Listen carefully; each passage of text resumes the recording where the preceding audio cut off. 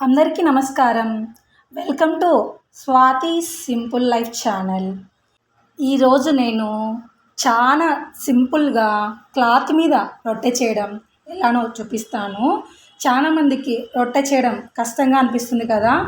రొట్టె మనము ఒత్తడము మరియు ఆ రొట్టెని తీసి పెన్న మీద వేయడము అనేది చాలా కష్టంగా ఉంటుంది కదా. చాలామందికి రొట్టె విరిగిపోతూ ఉంటుంది కదా. సో దానికి ఒక సొల్యూషన్తో నేను మీ ముందుకు వచ్చానండి. సో క్లాత్ మీద మనం రొట్టెని చేయడము అది ఎలానో చూపిస్తాను. రొట్టె చేసుకోవడానికి ముందుగా జొన్నపిండిని జొల్లి పట్టుకొని ఈ మీద వేడి నీళ్ళల్లో సాల్ట్ వేసి ఆ వేడి నీళ్ళని మనం జొల్లి పట్టుకున్న రొట్టె పిండిలో వేసి బాగా కలుపుకోవాలి. వేడి నీళ్ళు వేస్తే రొట్టె బాగా వస్తుందండి. మనము ఈ క్లాత్ మీద చేసిన బండ మీద చేసినా కానీ ఈ వేడి నీళ్ళు చేస్తే రొట్టె బాగా వస్తుంది, విరిగిపోకుండా మంచిగా వస్తుంది. ఇది ఒక టిప్ అండి, వేడి నీళ్ళతో పిండిని తడుపుకోవడము.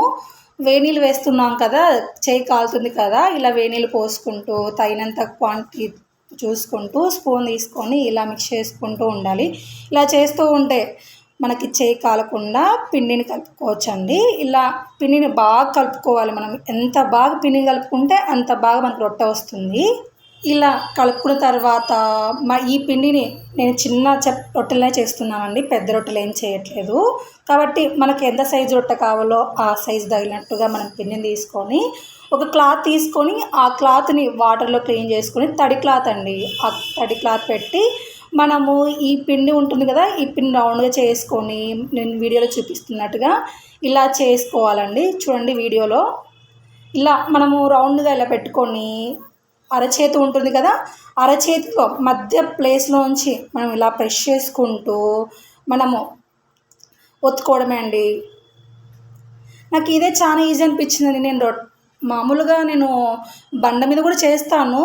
అలా చేసినప్పుడు నాకు కింద అతుక్కుంటూ ఉంటుంది. మళ్ళీ వేసేటప్పుడు ఇట్లా పట్టుకొని వేసేటప్పుడు కూడా రొట్టె విరిగిపోతుంది.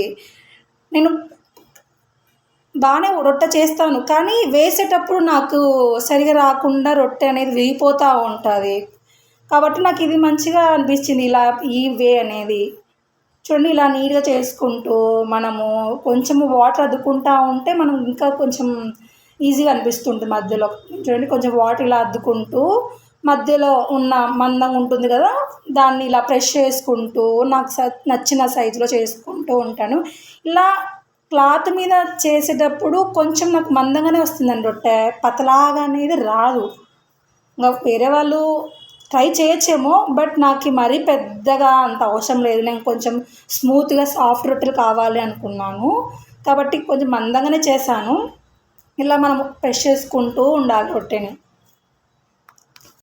ఇలా మనకు నచ్చిన సైజులో రొట్టె చేసుకున్న తర్వాత మనము పక్కన పొయ్యి మీద హై ఫ్లేమ్లో పెన్నం పెట్టి పెన్నం బాగా వేడయ్యాక చూడండి వీడియోలు చూపిస్తున్నా కదా, ఇలా మనము క్లాత్ పట్టుకొని ఇలా వేసామనుకోండి, ఇట్లా పెన్నం మీద వేసి ఇలా తీయడమే అండి.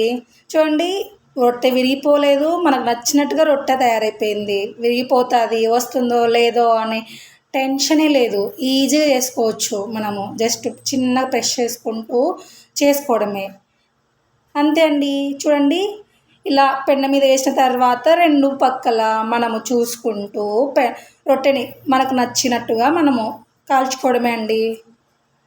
మీరు కూడా ఇలా క్లాత్ మీద ఎప్పుడైనా ట్రై చేశారా, లేక ఇలా బండ మీదనే చేస్తారా అనేది నాకు ఖచ్చితంగా కమెంట్ చేయండి. మీకు ఏది ఈజీగా అనిపిస్తుంది, ఇది ఈజీగా అనిపిస్తుందా అనేది కూడా కమెంట్ చేయండి.